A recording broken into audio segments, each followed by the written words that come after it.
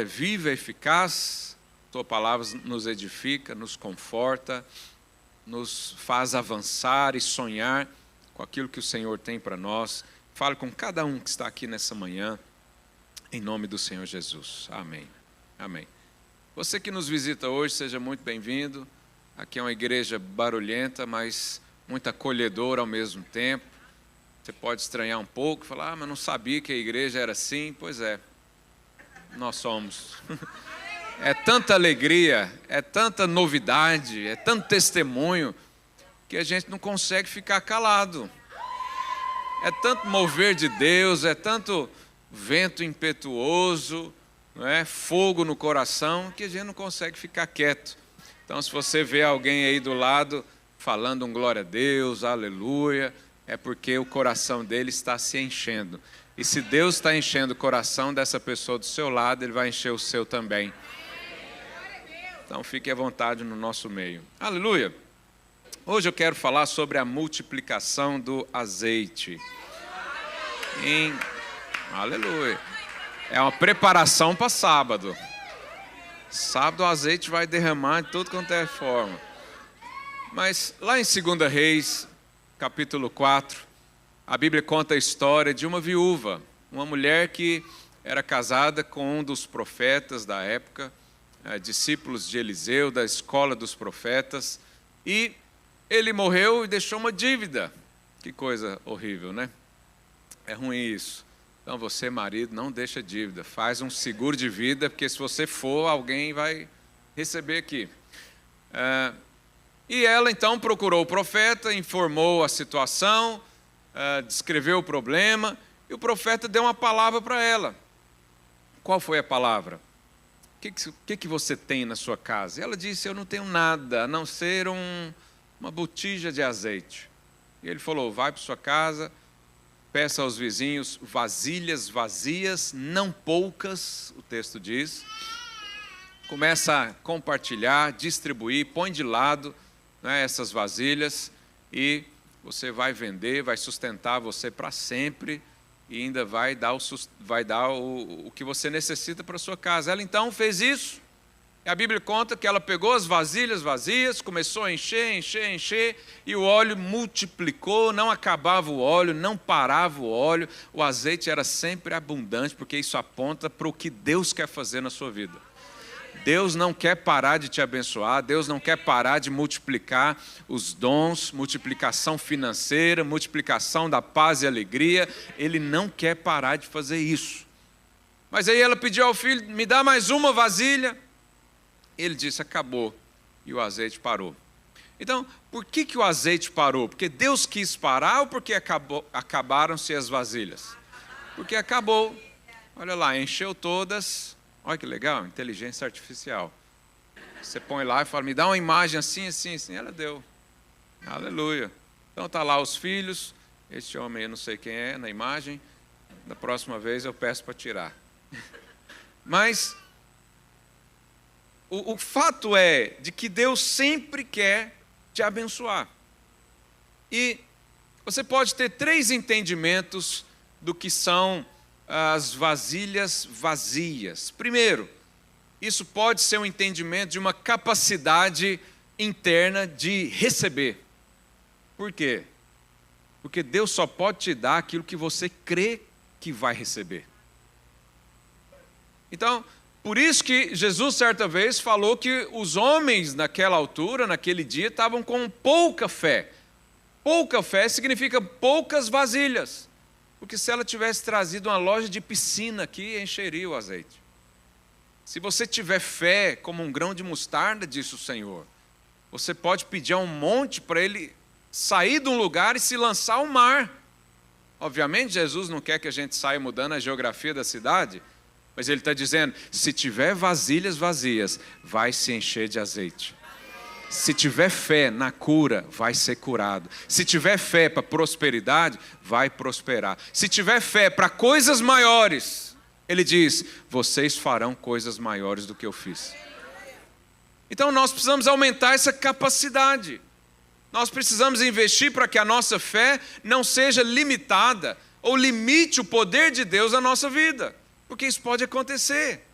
Nós estamos num culto e, de repente, o louvor está uma maravilha, e as pessoas enchendo, o azeite transbordando, e tem gente que às vezes não tem uma vasilha vazia para ser cheio. Isso falta a capacidade de receber. Mas hoje mesmo você pode abrir o seu coração e receber azeite em abundância. O azeite aponta para o Espírito Santo, para a unção. Mas uma segunda opinião de estudiosos, né, da Bíblia, diz que essas vasilhas vazias apontam para vidas. E isso é verdade também. A unção de Deus é para nos capacitar a fazer coisas. E você, líder de célula, quanto mais vidas tiver para receber o azeite lá, mais unção Ele vai te dar. Porque a unção é para um fim proveitoso. É para que haja uma obra. Eu não posso pedir unção para o Senhor só para mim. Não, eu quero uma unção. Para quê? Para eu ficar forte e poder. Mas para quê? Para fazer uma estátua da minha imagem? Então, a unção tem a ver com vida. Se você quer ser alguém ungido, cheio de bênção, de poder, de autoridade, arranja vidas para você compartilhar. Quanto mais vidas o Senhor te dá, quanto mais disposição você tem de fazer discípulos, de compartilhar com as pessoas lá do seu trabalho, da sua casa, da sua vizinhança. Olha que bênção. O azeite foi aumentado lá naquela célula, por quê? Porque chegou mais gente. Aí Deus olha e falou, opa, vamos mandar mais unção lá. Chegou um doente, mais unção de cura. Quem quer? Aí o irmãozinho está orando para receber o dom de cura. Então, a multiplicação da unção, do azeite, tem a ver com vidas. Por isso queremos ceifar vidas para o Senhor. Amém?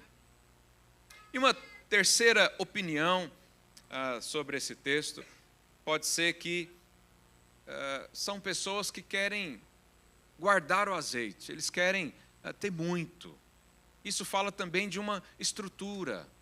Não é? Por que nós somos uma igreja que funciona com estruturas? Porque para Deus dar o azeite, a gente precisa organizar como nós vamos usar isso. E o Senhor honra isso. Nós somos organizados, a gente quer fazer a coisa conforme a palavra de Deus. O apóstolo Paulo diz, eu como um prudente construtor, lancei a base, o alicerce, cada um veja como edifica. Então, a preocupação de saber como edificamos igreja, aumenta também a nossa unção. Multiplica a unção de Deus. Mas o fato é, se depender de Deus, você vai ficar encharcado da unção do Senhor. Quantos querem isso? Digam amém. Então a unção está disponível para ser multiplicada.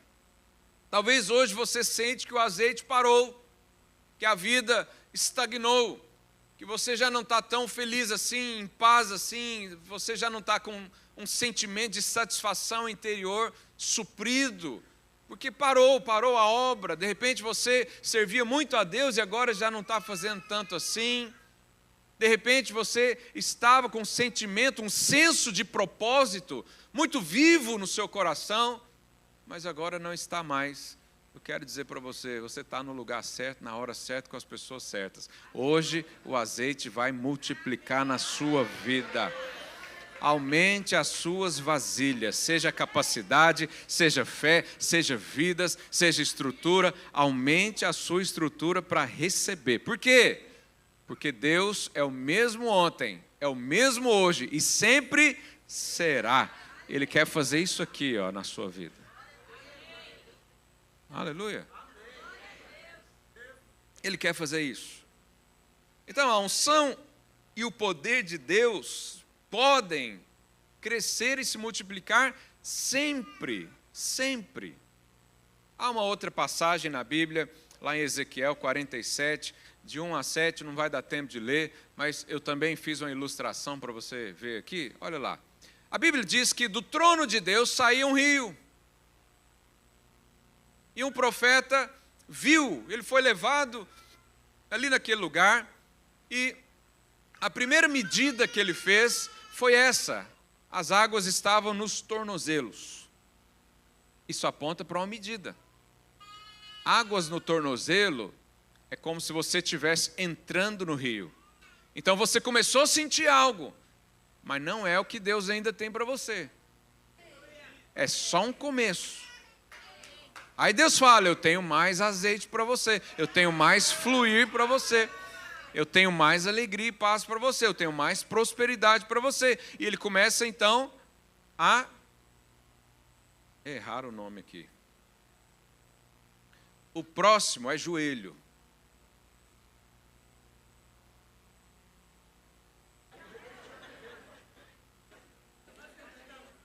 Hoje eu vou reclamar na IA, falar vocês...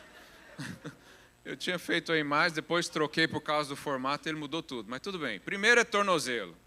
A água deveria estar aqui assim. Depois é joelho. No joelho, você já começa a sentir mais. Eu fui batizar uma pessoa lá em Amsterdã, a água estava menos 10 graus. Quando eu cheguei no joelho, a água, eu falei, para aqui mesmo, tá ótimo. Que você já sente mais. No lombo, então, nem se fala. Glória a Deus. Todo mundo morreu para a carne naquele dia. Mas o terceiro nível é o lombo. Que aqui devia estar um pouquinho mais assim também. Talvez calhar isso aqui. Mas qual que é essa imagem? E por que a gente colocou imagem? Para você perceber que o que Deus quer para você é isso aqui, ó. Você não tem mais controle. A água no tornozelo está começando. Aplauda ao Senhor. Aleluia.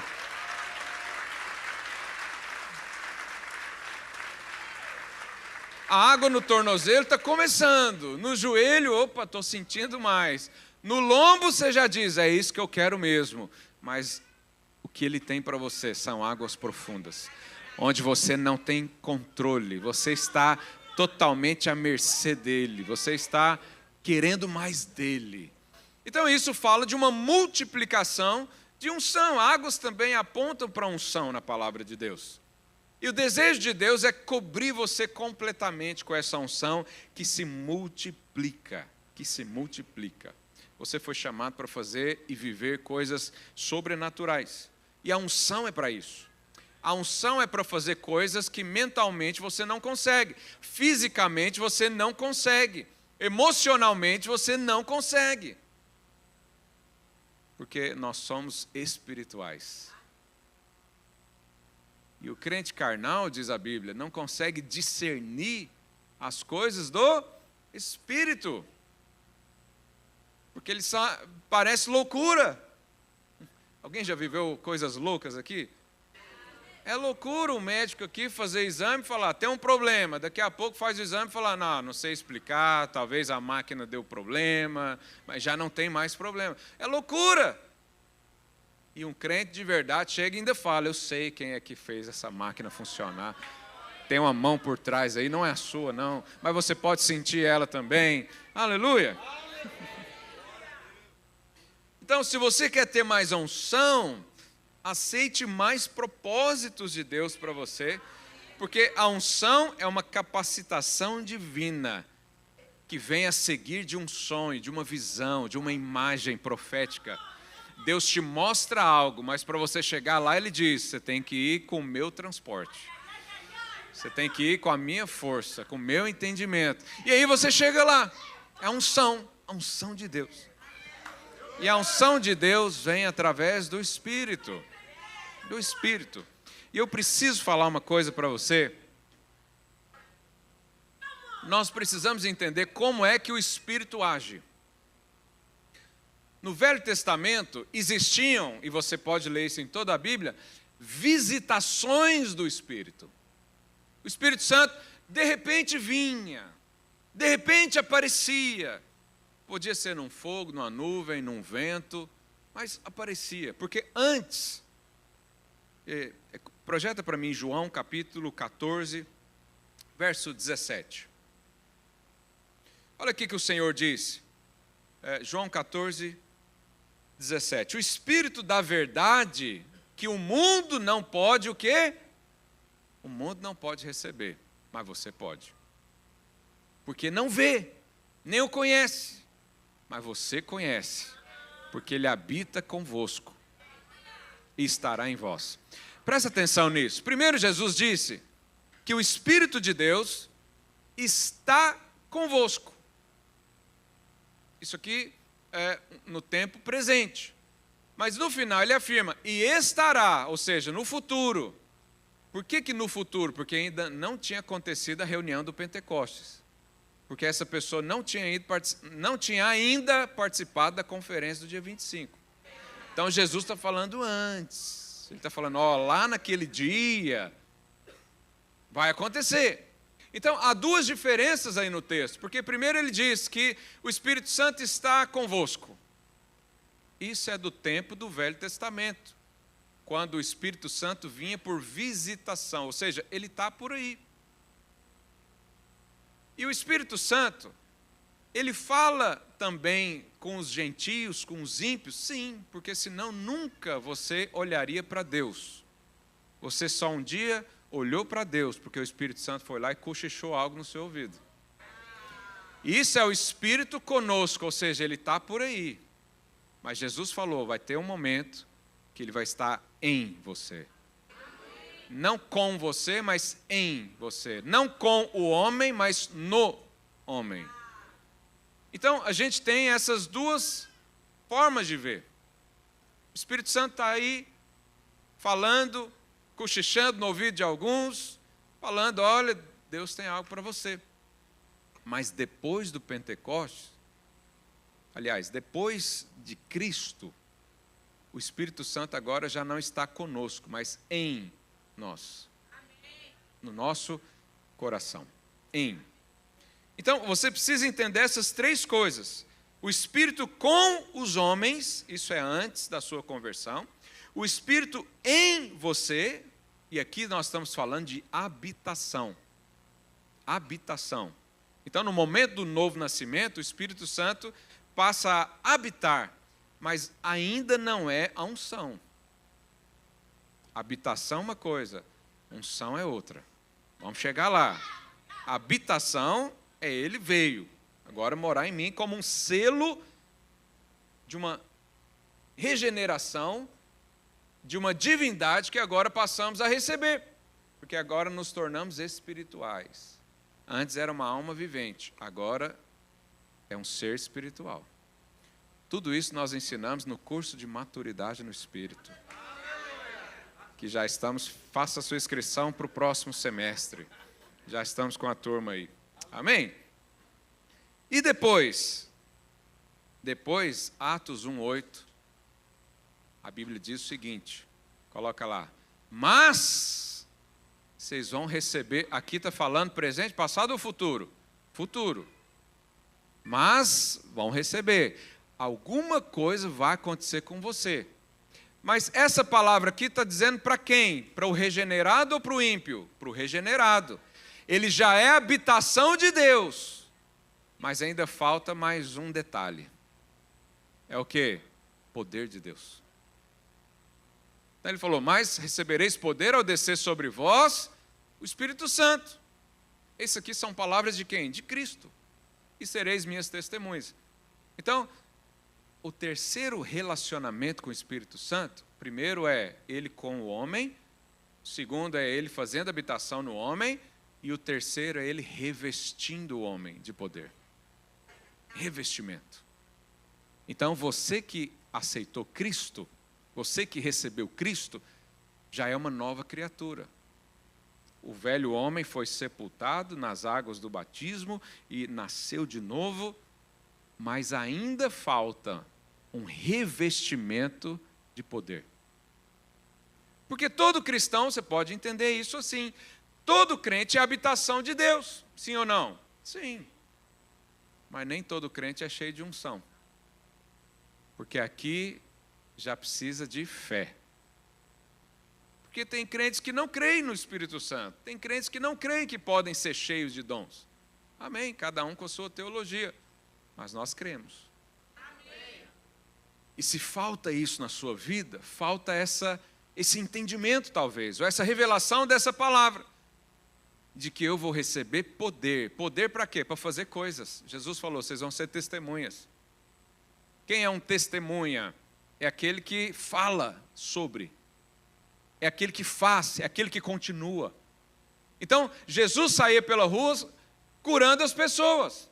Os discípulos, quando foram batizados no Espírito Santo, e o batismo fala de talvez um rito de passagem, embora essa palavra não é melhor, eles continuaram a fazer o que Cristo fazia. Tanto é que alguns, Pedro andava, as pessoas colocavam os enfermos, Pedro nem encostava a mão nas pessoas. A sombra projetada de Pedro curava. Jesus não teve isso, mas Pedro teve. Paulo usava o lencinho para secar o suor, aí o lencinho caiu, alguém encostou lá, foi curado. Significa que agora nós vamos fazer o lenço santo de Israel? Não, para com isso. Não transforme experiência em doutrina. Experiência é uma coisa, doutrina é outra. O que Jesus falou? Ora pelo enfermo. Ah, mas lá na hora eu senti de jogar uma água Não é doutrina. Mas você sentiu, faça. Joga água, joga o vaso não. Então, Atos 1:8. Mas recebereis poder. Nós precisamos chegar nesse nível. Nós precisamos, primeiro, ser habitação. Quem é a habitação aqui do Espírito Santo? Aleluia. Esse é o primeiro passo. Isso acontece de forma automática. É só convidar Jesus para morar dentro de você. E uma transformação, uma metamorfose acontece. E você deixa de ser um homem natural e passa a ser um homem espiritual. Mas existe uma necessidade constante de multiplicar unção. E eu quero ler isso com você, pegando a igreja primitiva como exemplo. Atos 2, verso 1-4, olha o que diz. Aqui é o grande dia. Ao cumprir-se o dia de Pentecostes, irmãos, é tão tremendo que a sala onde isso aconteceu está lá em Israel até hoje. O ano passado eu fui lá, orei lá nessa sala aí. Ao cumprir os dias de Pentecostes, a gente foi expulso de lá, porque a gente estava orando meio alto. Estavam todos reunidos no mesmo lugar. De repente, veio do céu um som como de um vento impetuoso, e encheu toda a casa onde estavam assentados. E apareceram distribuídas entre eles línguas como de fogo, e pousou sobre cada uma deles. Verso 4, o que diz? Quantos receberam isso? Todos. Todos ficaram cheios. Quando a Bíblia diz que alguém ficou cheio, vamos entender o contexto aqui. Cabe mais alguma coisa? Não, porque está cheio. Está cheio. Passaram a falar em outras línguas, segundo o Espírito, lhes concedia que falasse. Agora avança para o capítulo 4, no verso 31. Então, aquele dia ficaram cheios, mas aí teve outras reuniões. Talvez uma semana depois, 2 semanas depois, reuniram de novo. Aí a Bíblia diz, ao relato da igreja primitiva, tendo eles orado, isso aqui é uma coisa que eu quero que aconteça um dia. Tremeu o lugar onde estavam reunidos. Tremeu. Meu Deus, eu quero ver isso. Eu quero ver. Pode ser hoje. Pode ser hoje. Você não quer isso, não? Oh, Deus. Esses dias a gente sentiu uns tremores aí, né? Mas foi de causas naturais. A gente quer de causas espirituais. Mas aí o que aconteceu nessa reunião? Olha lá, ponto e vírgula. Todos ficaram o quê? Cheios. Mas já não tinha ficado cheio lá no outro dia? Mas Deus renova. Deus enche de novo. E amanhã Ele enche de novo. E na próxima célula, enche de novo. E na conferência sábado, vai encher de novo, vai transbordar. Vai distribuir um para o outro. Todos ficaram cheios do Espírito Santo e com intrepidez anunciavam a palavra de Deus. Então, há uma necessidade constante de você sempre ser cheio. Então, se a Bíblia nos dá conhecimento de que nós precisamos nos encher continuamente, significa que essa unção pode esgotar às vezes. Significa que às vezes podemos ficar vazio. Significa que às vezes o óleo parou. Mas hoje eu vou te explicar como fazer o óleo multiplicar de novo. Se o tempo nos permitir. Alguém arrumou o relógio? Agora perdi o timing. Como é que essa unção é multiplicada? Eu vou te falar 6 coisas aqui, bem rápido. Como é que eu volto a multiplicar essa unção? Como é que eu me encho de novo, e depois de novo, e depois de novo? Primeira coisa, você tem que ter fome. Deus não enche quem está sem fome. Eu tenho que ter fome, eu tenho que desejar. O apóstolo Pedro, em certa altura, ele teve uma visão. Ele não entendeu muito bem aquela visão. A visão parecia um lençol descendo dos céus, e em cima desse lençol tinham animais impuros para os judeus.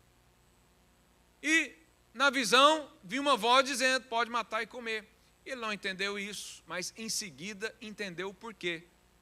Porque Deus queria enviar Pedro na casa de um italiano, de um romano que se chamava Cornélio. Mas até aquele dia, a palavra era pregada só para judeus. Jesus pregou só para judeus. E até aquele momento era só para judeus. Por isso Deus deu aquela visão para Pedro incluir os que teoricamente eram impuros, entre aspas, que eram os gentios, que não era judeu. E ele foi para a casa de Cornélio. E o relato que nós temos na Bíblia, Atos 10, verso 44, Pedro começou a orar. Orar não, pregar. E olha o que o texto diz. Ainda Pedro falava. Ele estava orando? Não. Ele chamou o irmão do teclado para fazer um clima? Não. Ele falou para todo mundo erguer a mão e falar, canta o mais alto que você puder. Porque os líderes de louvor fazem isso. Quando ele vê que o povo está aqui meio frio, ele fala, levanta a mão, faz alguma coisa, miserável. Mas sai dessa... Pedro estava igual eu estou agora. Só um falando. Olha lá, ainda Pedro falava.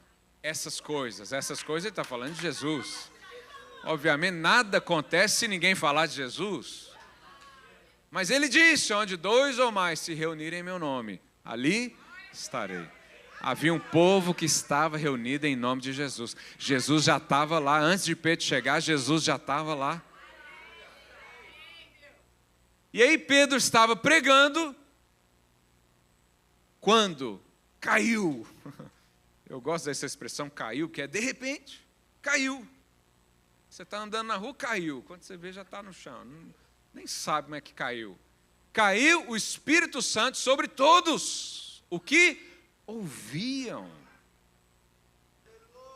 Pedro não estava terminando um jejum de 21 dias, como a gente estava aqui.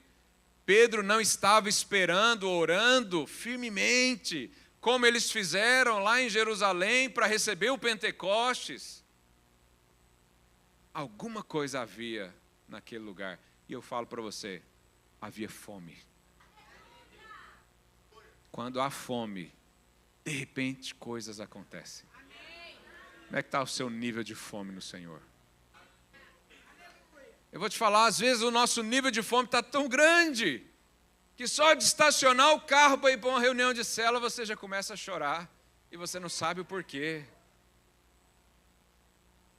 Só de você ir para uma reunião, você já começa a sentir coisas. Só do irmãozinho, às vezes o irmão está passando o som, não é nem o louvor oficial, mas você já está sentado, o seu coração está quebrantando, e você está dizendo, eu não sei o que vai acontecer, mas hoje eu vou sair daqui de forma diferente. É fome. Mas por outro lado, tenho que ser honesto com você, eu já participei de muitas reuniões sem fome. O que aconteceu? Nada. Foi só uma reunião. Porque não havia uma expectativa de que algo acontecesse. Tem alguém com fome aqui hoje? Não permita se tornar apático, indiferente com o decorrer dos anos. Há ainda aqueles crentes que acham que ter fome é coisa de novo convertido. Eu já ouvi muito isso. Não, esse negócio aí é coisa para novo convertido. Não, esse negócio aí é para jovem. Então eu quero ser jovem a vida inteira. Porque eu tenho muita fome de Deus. Eu tenho muita expectativa de que coisas de repente caiam do céu à nossa cabeça. A gente vai num lugar querendo ver, eu quero ver milagres, eu quero ver sobrenaturais, eu quero ver testemunho. Por mim, passava o culto inteiro ouvindo testemunho. Porque são pessoas com fome. E eles nos inspiram. Não permita o inimigo falar para você que ter fome é coisa de novo convertido. Porque não é. Não é. Isso aí é um esfriamento maligno nas igrejas de hoje em dia. Fome. A fome está associada à multiplicação da unção. Sem fome, não há derramar de azeite multiplicado. Mas quando há desejo pelas coisas do céu, o Espírito flui poderosamente. Pergunta aí, seu vizinho, você está com fome do quê?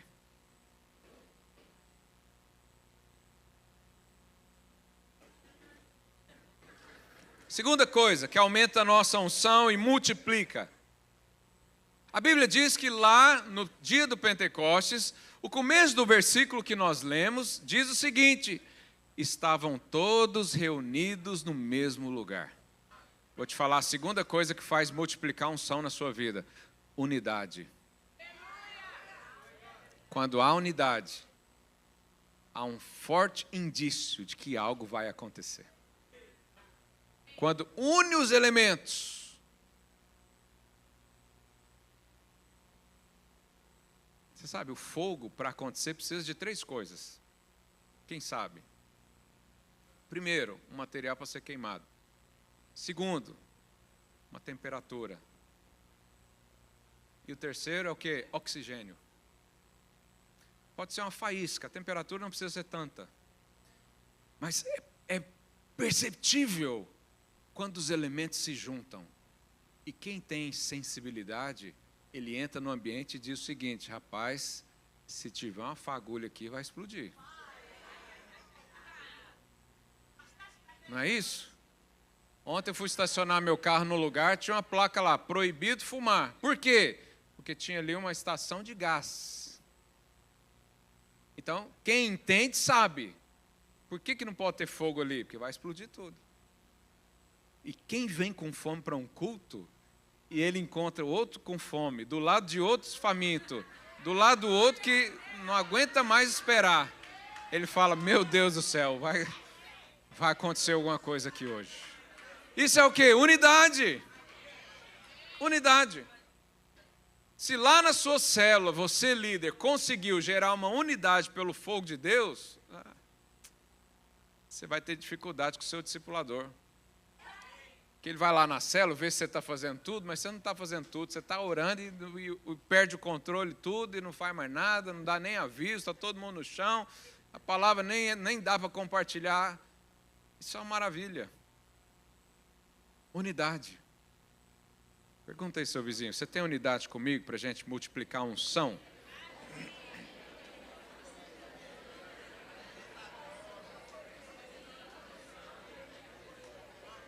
Por que você acha que o inimigo quer destruir tanta unidade nas igrejas? Por que você vê tantas igrejas se dividindo?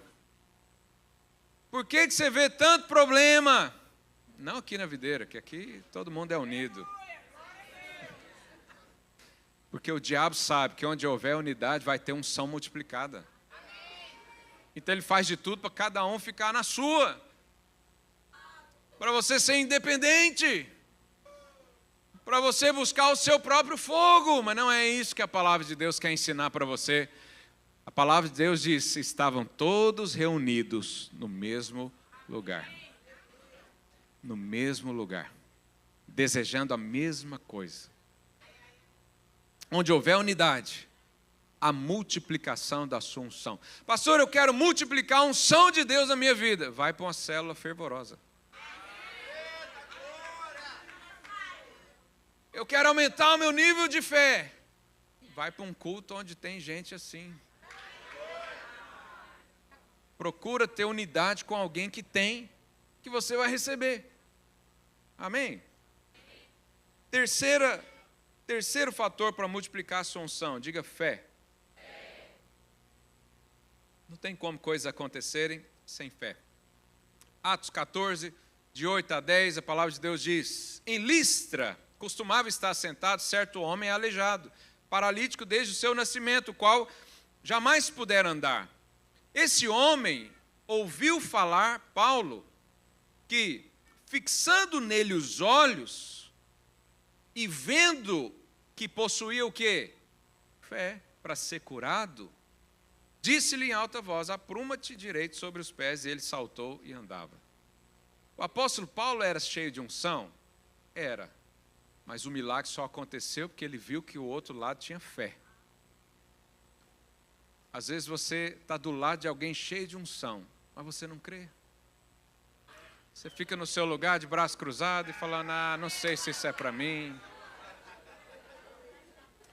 Não sei se é para eu orar em línguas ou não. Eu acho que isso aí é para a líder Márcia, que tem mais unção do que eu.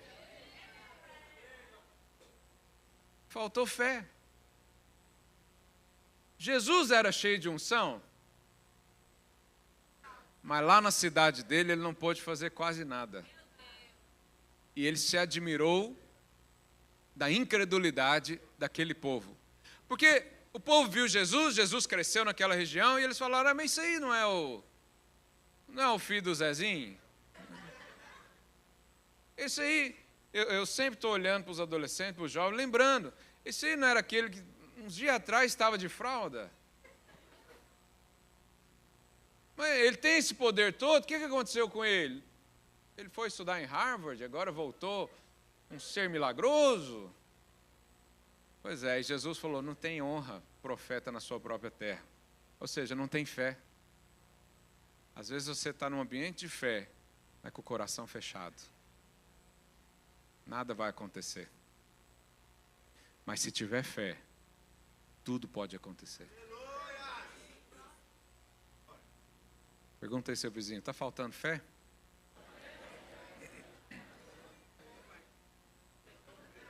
Então, fé, eu preciso crer. Nem que seja uma fé absurda, que a sua mente não concorda, mas a fé é definida pelo coração. É você contra todas as probabilidades, as possibilidades, as estatísticas. A sua mente está falando: é impossível, mas o seu coração está pulsando, dizendo: vamos crer assim mesmo. Porque se eu tiver que ver um sinal, aí já não é fé. Quarta coisa que vai multiplicar a sua unção. Falta mais 3. 4. A adoração. 2 Reis 3:15. Eu fiz uma imagenzinha. Eu acho que não é essa não. Essa aí é do Cornélio. Estava todo mundo lá, com fome, todo mundo olhando para cima. De repente, caiu do céu. Isso aqui... Não, volta uma. É o da harpa. Isso. Não. Exatamente. 2 Reis 3:15 diz assim: ora, trazei-me um tangedor. Quem é o tangedor? Vem cá, Davi. Traz o tangedor. Vai lá.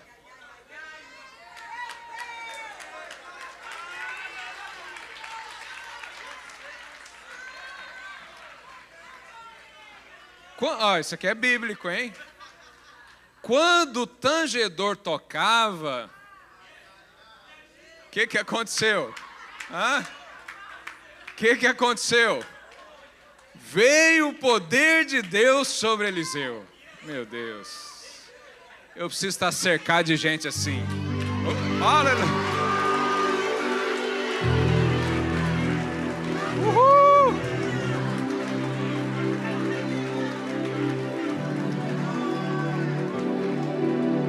houver fome, coisas começam a acontecer.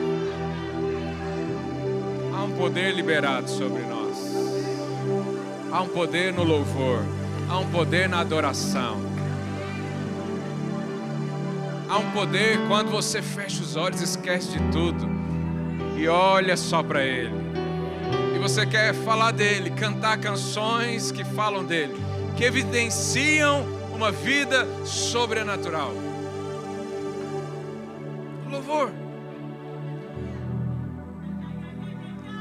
Mas você acredita que há crentes que chegam no culto depois do louvor?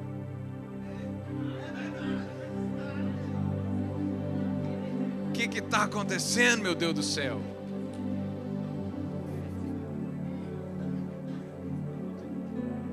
Agora o louvor precisa ser algo do seu agrado, do seu coração.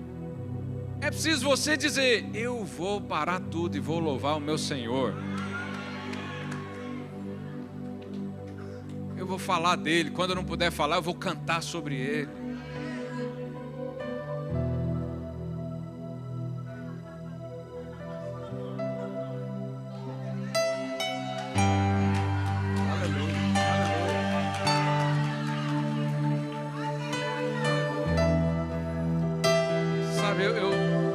Cresci num ambiente assim.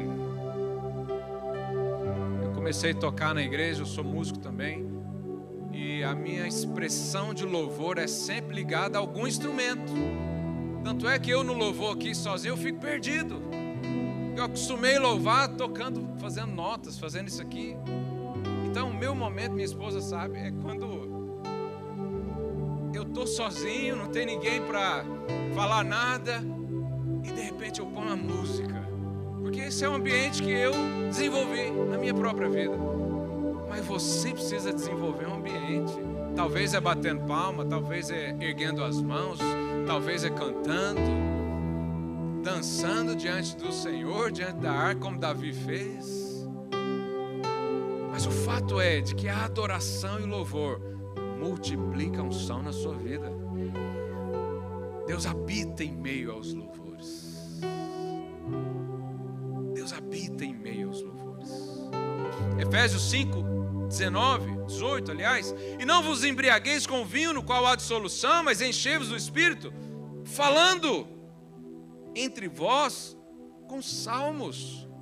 Irmãos, o que são salmos? A maioria dos salmos são canções que o salmista entendeu que era a forma dele gravar a palavra na sua mente.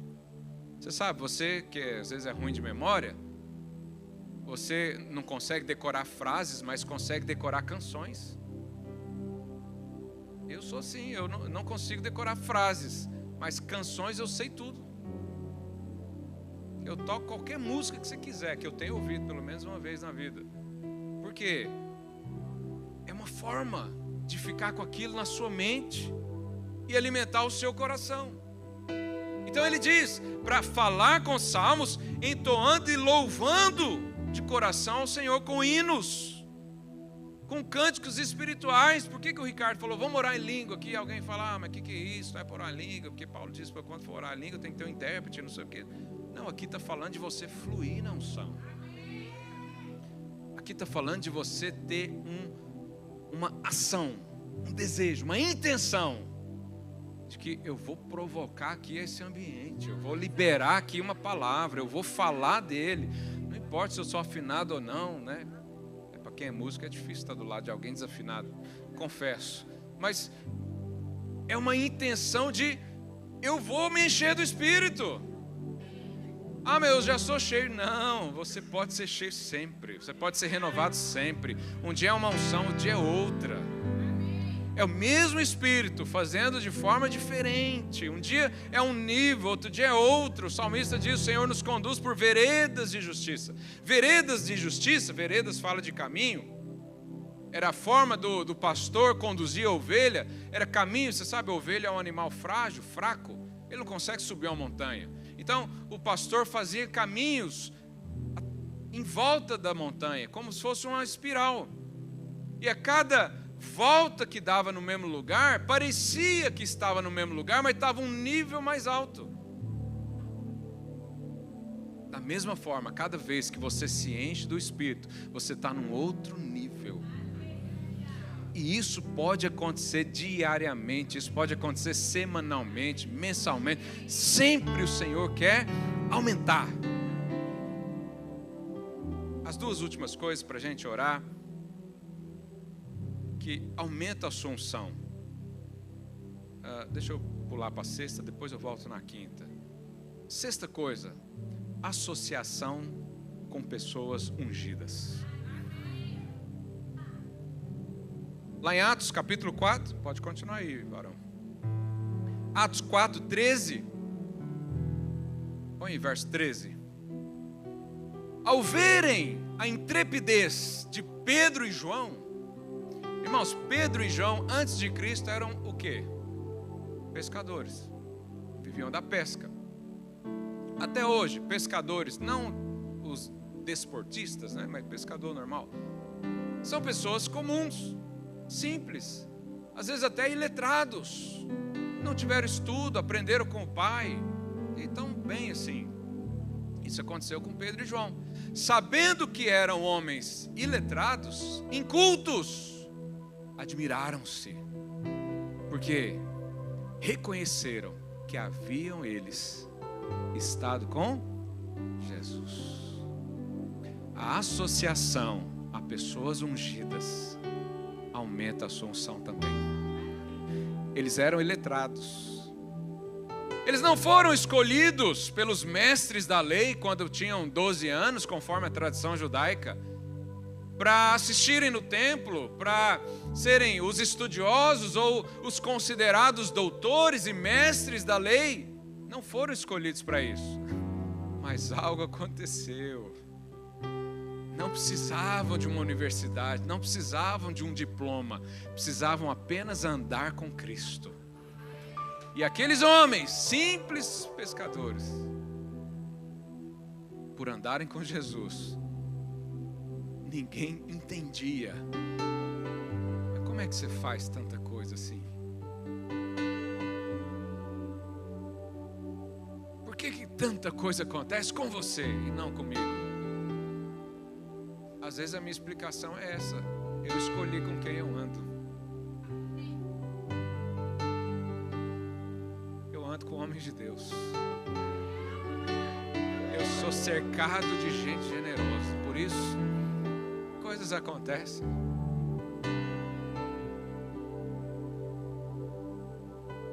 Você pode andar com gente ungida. Isso vai respingar na sua vida, os outros vão perceber. De repente você vai visitar a sua família e todo mundo olha e fala: olha, o que está acontecendo? Você fala: eu não sei.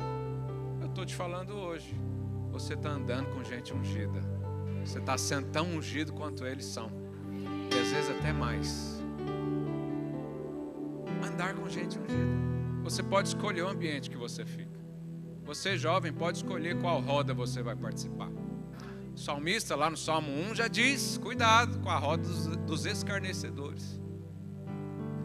Ande na roda dos esclarecedores. O ambiente define muita coisa. E por último, o que faz multiplicar a sua unção? Oração.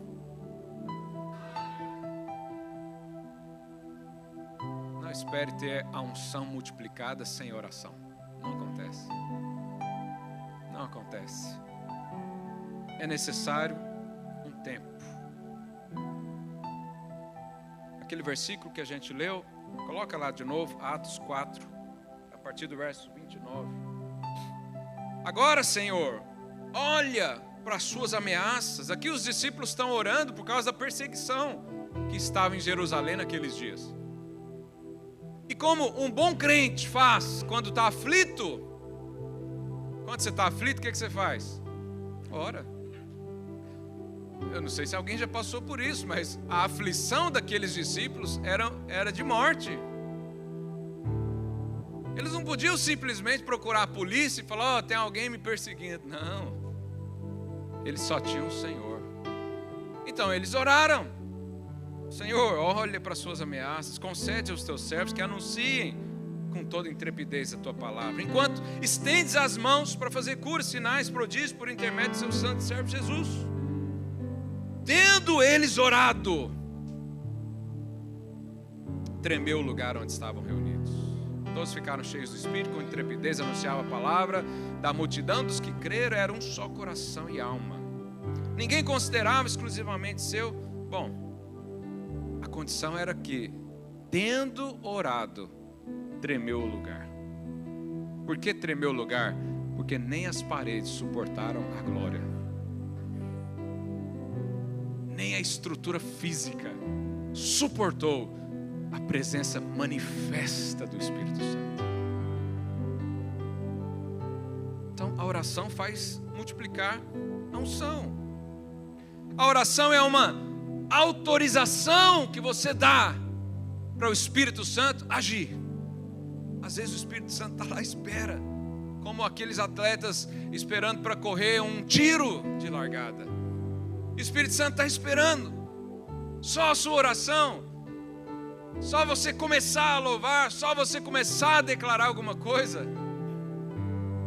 e na hora que Ele quer fazer, você não ora, não recebe. E aqui eu não estou falando de troca,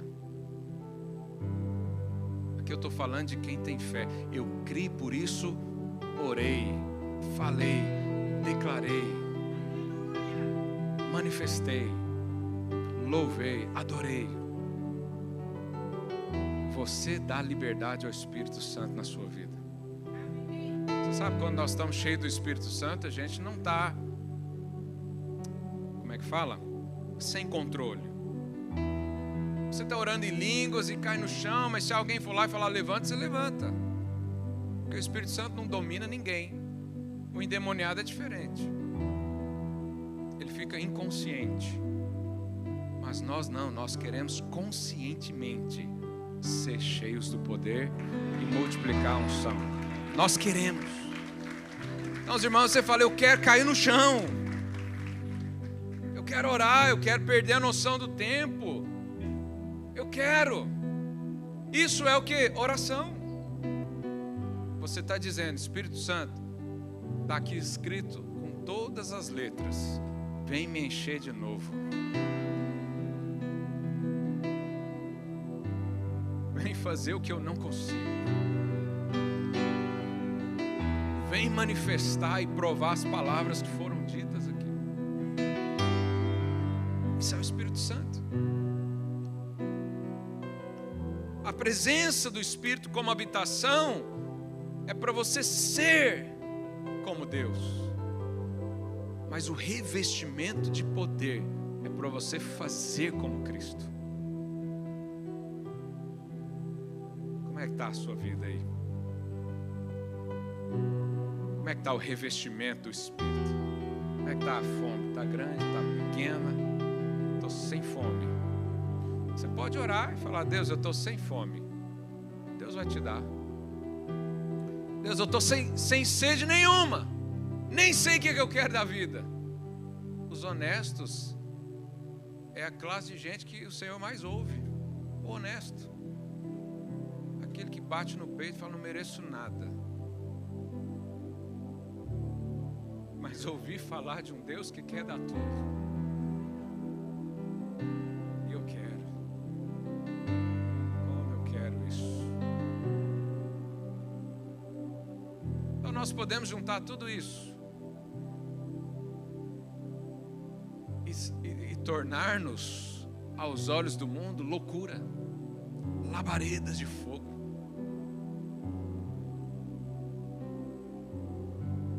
Quantos aqui querem multiplicar unção na sua vida? Então fica de pé no seu lugar.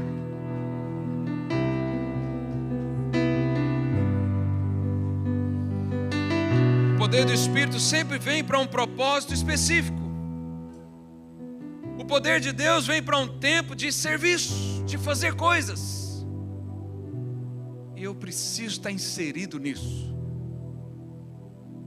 Eu preciso estar alinhado com o propósito do Senhor, porque a unção é para fazer coisas, não é para ser alguém. Para ser alguém eu recebi o Espírito como habitação, mas para fazer coisas.